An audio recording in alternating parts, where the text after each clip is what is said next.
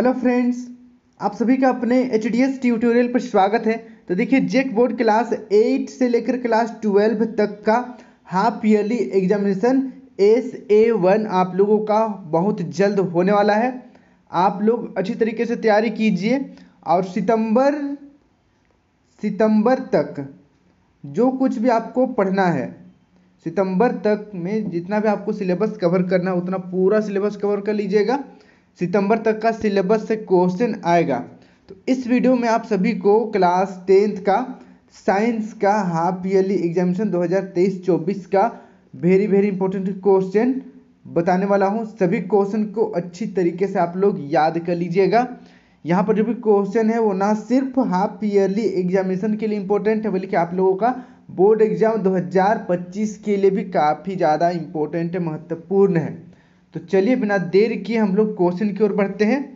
आप लोगों का MCQ और सब्जेक्टिव दोनों टाइप का क्वेश्चन आएगा। तो पहले हम लोग MCQ क्वेश्चन देख लेते हैं। देखिए, सही विकल्प का चयन करें। पहला नंबर, नीचे दी गई अभिक्रिया के संबंध में कौन सा कथन असत्य है? कौन सा कथन असत्य बताना है। यहाँ पर देखिए कथन है PbO + C gives 2Pb + CO2 और यहाँ पर S का मतलब सॉलिड, G का मतलब गैस है। देखिए, तो यहाँ पर पहला ऑप्शन है शीशा अपचयित हो रहा है।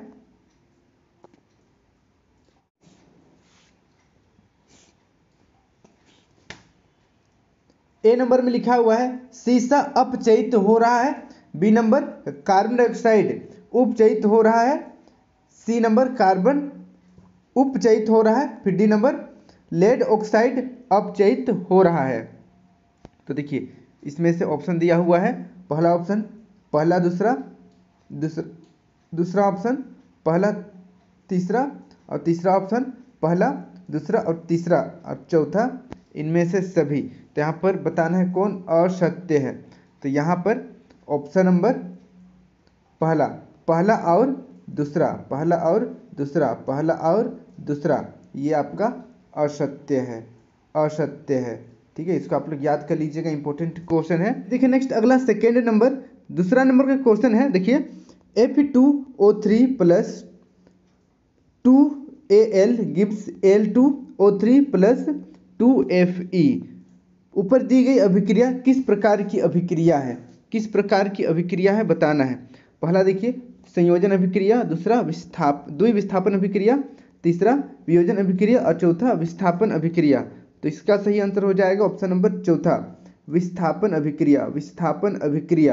अब बढ़ते हैं नेक्स्ट अगला तीसरा नंबर का क्वेश्चन है। देखिए, स्वपोषी पोषण के लिए आवश्यक है, स्वपोषी पोषण के लिए आवश्यक क्या है? कार्बन डाइऑक्साइड तथा जल, या क्लोरोफिल, या सूर्य का प्रकाश, या उपरोक्त सभी। तो इसका सही आंसर हो जाएगा ऑप्शन नंबर चौथा, उपरोक्त सभी। कार्बन डाइऑक्साइड और जल भी जरूरी है, क्लोरोफिल भी, सूर्य का प्रकाश भी जरूरी है। अब बढ़ते हैं नेक्स्ट अगला 4 नंबर की ओर। 4 नंबर का क्वेश्चन देखिए, पायरुवेट के विखंडन से यह कार्बन डाइऑक्साइड, जल तथा ऊर्जा देता है और यह क्रिया कहाँ होती है? पहला ऑप्शन है कोशिका द्रव्य में, दूसरा माइटोकॉन्ड्रिया में, तीसरा हरित लवक, चौथा केंद्रक। तो इसका सही आंसर हो जाएगा ऑप्शन नंबर दूसरा, माइटोकॉन्ड्रिया में। इसका आप लोग याद कर लीजिएगा। अब बढ़ते हैं नेक्स्ट अगला 5 नंबर की ओर। 5 नंबर का क्वेश्चन है, किसी दर्पण से आप चाहे कितनी ही दूरी पर खड़े हो आपका प्रतिबिंब सदैव सीधा प्रतीत होता है, संभवतः दर्पण है। कैसा दर्पण होना चाहिए? पहला केवल समतल, दूसरा केवल अवतल, तीसरा केवल उत्तल, चौथा या तो समतल या उत्तल। तो इसका सही आंसर हो जाएगा ऑप्शन नंबर चौथा, या तो समतल होगा या उत्तल होगा। अब कितनों भी दूर पर रहिए आपका प्रतिबिंब सीधा ही दिखाई देगा। अब बढ़ते हैं नेक्स्ट अगला 6 नंबर की ओर। 6 नंबर का क्वेश्चन देखिए, किसी शब्दकोश में पाए गए छोटे अक्षरों को पढ़ते समय आप निम्न में से कौन सा लेंस पसंद करेंगे? 50 सेंटीमीटर फोकस दूरी का एक उत्तल लेंस, दूसरा 50 सेंटीमीटर फोकस दूरी का एक अवतल लेंस, तीसरा 5 सेंटीमीटर फोकस दूरी का एक उत्तल लेंस, और चौथा 5 सेंटीमीटर फोकस दूरी का एक अवतल लेंस। तो इसका सही आंसर हो जाएगा ऑप्शन नंबर तीसरा, 5 सेंटीमीटर फोकस दूरी का एक उत्तल लेंस। इसको आप लोग याद कर लीजिएगा। फिर देखिए नेक्स्ट अगला 7 नंबर, एक हार्मोन का नाम बताइए जो लड़कों में यौनावस्था के लक्षणों का नियंत्रण करता है। पहला प्रोजेस्टेरोन, दूसरा टेस्टोस्टेरोन, तीसरा थायरोक्सिन, चौथा एस्ट्रोजन। तो इसका सही आंसर हो जाएगा ऑप्शन नंबर दूसरा, टेस्टोस्टेरोन। टेस्टोस्टेरोन, इसको आप लोग याद कर लीजिएगा, इंपॉर्टेंट क्वेश्चन है। अब बढ़ते हैं नेक्स्ट अगला 8 नंबर। 8 नंबर का क्वेश्चन है, एक ऐसे जीव का नाम बताएं जिसमें विखंडन विधि से प्रजनन होता है। पहला ऑप्शन है यीस्ट, दूसरा अमीबा, तीसरा पैरामीशियम, चौथा प्लेज्मोडियम। तो इसका सही आंसर हो जाएगा ऑप्शन नंबर चौथा, प्लाज्मोडियम। प्लाज्मोडियम में बहुखंडन विधि से जनन होता है। फिर देखिए नेक्स्ट अगला 9 नंबर, अलैंगिक जनन मुकुलन द्वारा होता है, अमीबा में या यीस्ट में या प्लाज्मोडियम में या लेशमानिया में। तो इसका सही आंसर हो जाएगा ऑप्शन नंबर दूसरा, यीस्ट में मुकुलन विधि द्वारा अलैंगिक जनन होता है। फिर देखिए नेक्स्ट अगला 10 नंबर, निम्न में से कौन मानव में मादा जनन तंत्र का भाग नहीं है।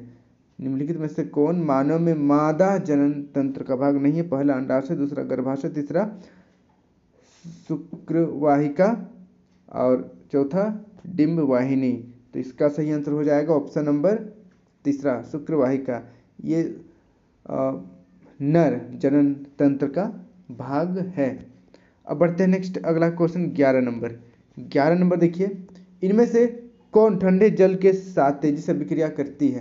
पहला कार्बन, दूसरा सोडियम, तीसरा मैग्नीशियम, चौथा सल्फेट। तो इसका सही आंसर हो जाएगा ऑप्शन नंबर दूसरा, सोडियम। सोडियम, इसको आप लोग याद कर लीजिएगा। फिर देखिए नेक्स्ट अगला 12 नंबर, लोहा पर जिंक की परत चढ़ाने की विधि को क्या कहते हैं। पहला संक्षारण, दूसरा यशोद लेपन, तीसरा विद्युत अपघटन, चौथा पानी चढ़ाना। तो इसका सही आंसर हो जाएगा ऑप्शन नंबर दूसरा, यशोद लेपन। यशोद लेपन कहते हैं लोहे पर जिंक की परत चढ़ाने की विधि को। अब बढ़ते हैं नेक्स्ट अगला 13 नंबर देखिए, रेजिन एवं गोंद कहाँ संचित रहता है। रेजिन एवं गोंद कहाँ संचित रहता है। पहला फ्लोएम में, दूसरा कोर्टेक्स में, तीसरा छाल में, चौथा पुराने जाइलम में। तो इसका सही आंसर हो जाएगा ऑप्शन नंबर चौथा, पुराने जाइलम में। पुराने जाइलम में रेजिन एवं गोंद संचित रहता है। इसको आप लोग याद कर लीजिएगा। फिर देखिए नेक्स्ट अगला 14 नंबर, निम्नलिखित में कौन उत्सर्जी अंग है। उत्सर्जी अंग कौन है। वृक्क है, अग्नाशय है, आँख है, इनमें से कोई नहीं। तो इसका सही आंसर हो जाएगा ऑप्शन नंबर पहला, वृक्क। वृक्क उत्सर्जी अंग है जिसमें तरल पदार्थ को शरीर से बाहर निकालने का काम किया जाता है, वृक्क का। ठीक है, इसको आप लोग याद कर लीजिएगा। अब बढ़ते हैं नेक्स्ट अगला 15 नंबर। 15 नंबर का क्वेश्चन, निम्नलिखित में किस धातु को केरोसिन में डुबाकर रखा जाता है। निम्नलिखित में से किस धातु को केरोसिन का तेल में डुबाकर रखा जाता है। पहला ऑप्शन मैग्नीशियम, दूसरा सोडियम, तीसरा मरकरी, चौथा टंगस्टन। तो इसका सही आंसर हो जाएगा ऑप्शन नंबर दूसरा, सोडियम को मिट्टी का तेल में डुबोकर रखा जाता है। अब बढ़ते हैं नेक्स्ट अगला 16 नंबर। अगला 16 नंबर का क्वेश्चन देखिए, वह परमाणु जो अपने संयोजी इलेक्ट्रॉन का त्याग आसानी से कर देता है कहलाता है। पहला विद्युत ऋणात्मक, दूसरा विद्युत धनात्मक, तीसरा रेडियो सक्रिय, चौथा उपधातु। तो इसका सही आंसर हो जाएगा ऑप्शन नंबर पहला, विद्युत ऋणात्मक। विद्युत ऋणात्मक, इसका आप लोग याद कर लीजिएगा, इंपॉर्टेंट क्वेश्चन है। फिर देखिए नेक्स्ट अगला 17 नंबर, मस्तिष्क का मुख्य सोचने वाला भाग कौन सा है। मस्तिष्क का मुख्य सोचने वाला भाग कौन सा है। पहला प्रमस्तिष्क, दूसरा मध्य मस्तिष्क, तीसरा मेरुरज्जु, चौथा अग्र मस्तिष्क। तो इसका सही आंसर हो जाएगा ऑप्शन नंबर चौथा, ऑप्शन नंबर चौथा अग्र मस्तिष्क, अग्र मस्तिष्क। इसको आप लोग याद कर लीजिएगा, इंपॉर्टेंट क्वेश्चन है। अब बढ़ते हैं नेक्स्ट अगला 18 नंबर का क्वेश्चन है, अनैच्छिक क्रियाएं जैसे रक्तदाब, लार आना तथा वमन आदि मस्तिष्क के किस भाग द्वारा नियंत्रित होती है? पहला हाइपोथैलेमस, दूसरा मेरुरज्जु, तीसरा मेडुला, चौथा पीयूष ग्रंथि। तो इसका सही आंसर हो जाएगा ऑप्शन नंबर तीसरा, मेडुला द्वारा, मेडुला द्वारा नियंत्रित होती है। इसको आप लोग याद कर लीजिएगा, इंपॉर्टेंट क्वेश्चन है। फिर देखिए नेक्स्ट अगला 19 नंबर, मनुष्य का हृदय कितने कोष्ठक में बटा होता है? मनुष्य का हृदय कितने कोष्ठ में बटा होता है? पहला ऑप्शन है 2 कोष्ठ, दूसरा 4 कोष्ठ, या 3 कोष्ठ, या 5 कोष्ठ। तो इसका सही आंसर हो जाएगा ऑप्शन नंबर दूसरा, 4 कोष्ठक में बटा हुआ रहता है। इसको आप लोग याद कर लीजिएगा। फिर देखिए नेक्स्ट अगला 20 नंबर एमसीक्यू क्वेश्चन का लास्ट देखिए, पादप में फ्लोएम उत्तरदायी है, पादप में फ्लोएम उत्तरदायी है। फ्लोएम किस लिए उत्तरदायी है? जल का वहन के लिए, भोजन का वहन के लिए, अमीनो अम्ल का वाहन के लिए, या ऑक्सीजन का वाहन के लिए। तो इसका सही आंसर हो जाएगा ऑप्शन नंबर दूसरा, भोजन का वाहन करने के लिए, या भोजन का वहन करने के लिए, भोजन का ट्रांसपोर्ट करने के लिए। इसको आप लोग याद कर लीजिएगा, बहुत ज़्यादा इंपॉर्टेंट क्वेश्चन है। और अपने सभी दोस्तों के साथ वीडियो को शेयर कर दीजिएगा ताकि उन्हें भी इस वीडियो का लाभ हो सकेगा। सिर्फ हाफ ईयरली एग्जामिनेशन के लिए इम्पोर्टेंट नहीं है, ये आपका पूरा का पूरा फाइनल एग्जाम के लिए भी इम्पोर्टेंट क्वेश्चन है। अब बढ़ते हैं नेक्स्ट हम लोग कुछ इम्पोर्टेंट सब्जेक्टिव क्वेश्चन की ओर। पहला क्वेश्चन देखिए, आघातवर्धनीयता क्या है? उदाहरण द्वारा समझाएं। आघातवर्धनीयता क्या है? उदाहरण द्वारा समझाना है। तो इसका उत्तर देखिए, धातुओं को हथौड़े से पीटकर पतली चादर बनाई जा सकती है। धातुओं के इस गुण को आघातवर्धनीयता कहते हैं, जैसे सोना एवं चांदी। इसको पीट पीट कर हम लोग फैला देते हैं चादर के जैसे, तो इसी को आघातवर्धनीयता कहते हैं। फिर देखिए नेक्स्ट सेकेंड नंबर, उभयधर्मी ऑक्साइड क्या होते हैं? किन्हीं 2 उभयधर्मी ऑक्साइड के उदाहरण दें। तो इसका उत्तर देखिए, ऐसे धात्विक ऑक्साइड हैं जिनकी प्रकृति अम्लीय तथा क्षारीय दोनों प्रकार की होती है, जिन्हें उभयधर्मी ऑक्साइड कहते हैं, जैसे एल्युमिनियम ऑक्साइड तथा जिंक ऑक्साइड उभयधर्मी ऑक्साइड के उदाहरण हैं। तो इसको आप लोग याद कर लीजिएगा, इंपॉर्टेंट क्वेश्चन है। अब बढ़ते हैं नेक्स्ट अगला तीसरा नंबर देखिए, सोडियम धातु को मिट्टी के तेल में डुबोकर क्यों रखा जाता है? इंपॉर्टेंट क्वेश्चन है, ठीक है। सोडियम धातु को मिट्टी का तेल में डुबोकर क्यों रखते हैं? तो इसका उत्तर देखिए, सोडियम अभिक्रियाशील धातु है, यह हवा में स्वतः जलने लगती है और सोडियम ऑक्साइड का निर्माण करती है, इसीलिए इन्हें सुरक्षित रखने तथा आकस्मिक आग को रोकने के लिए मिट्टी के तेल में डुबोकर रखा जाता है। तो इसको आप लोग याद कर लीजिएगा, इंपॉर्टेंट क्वेश्चन है। अब बढ़ते हैं नेक्स्ट अगला 4 नंबर की ओर। 4 नंबर का क्वेश्चन देखिए, अनैच्छिक क्रिया तथा प्रतिवर्ती क्रिया एक दूसरे से किस प्रकार भिन्न है? तो इसका उत्तर देखिए, आमाशय में पाचन की क्रिया का होना, रक्त की नलिकाओं में विभिन्न पदार्थों का आवागमन, पाचक रसों का स्रवित होना आदि अनैच्छिक क्रिया है, तथा पलकों का झपकना, छींकना तथा खांसना आदि प्रतिवर्ती क्रियाएं हैं। प्रतिवर्ती क्रियाओं पर मस्तिष्क का नियंत्रण नहीं होता, जबकि अनैच्छिक क्रियाओं पर मस्तिष्क का नियंत्रण होता है। इस प्रकार अनैच्छिक क्रियाएं तथा प्रतिवर्ती क्रियाएं एक दूसरे से भिन्न है। तो अब बढ़ते हैं 5 नंबर की ओर। 5 नंबर का क्वेश्चन है, ऋतुस्राव क्यों होता है? बताना है ऋतुस्राव क्यों होता है। तो इसका उत्तर देखिए, निषेचित अंडे की प्राप्ति हेतु गर्भाशय प्रति माह तैयारी करता है, अतः इसकी अंतभित्ति मांसल एवं स्पंजी हो जाती है। निषेचन न होने की अवस्था में इस परत की भी आवश्यकता नहीं रहती। यहाँ पर परत देखिए, परत लिखना है, ठीक है। इस परत की भी आवश्यकता नहीं रहती, अतः यह परत धीरे धीरे टूट कर योनि मार्ग से रुधिर एवं म्यूकस के रूप में निष्कासित होती है, इसे ही ऋतुस्राव कहते हैं। तो इसको आप लोग याद कर लीजिएगा। अब बढ़ते हैं नेक्स्ट अगला 6 नंबर देखिए, पुष्प की अनुदैर्ध्य काट का नामांकित चित्र बनाएं। तो ये भी इम्पोर्टेंट क्वेश्चन है। यहाँ पर पूरा चित्र का, यहाँ पर जो भी फूल है उसका डायग्राम आप सबको प्रैक्टिस कर लेना है और इसका लेबलिंग भी करना है, नाम लिखना है, परागकोश, यहाँ पर दल लिखना है, ये पूरा मिलाकर हो गया पुंकेसर, फिर यहाँ पर बाह्य दल, फिर यहाँ पर लिखना है अंडाशय, वर्तिका, वर्तिकाग्र, सब यहाँ पर आपको मेंशन करना पड़ेगा। इसको प्रैक्टिस कर लीजिएगा आप लोग।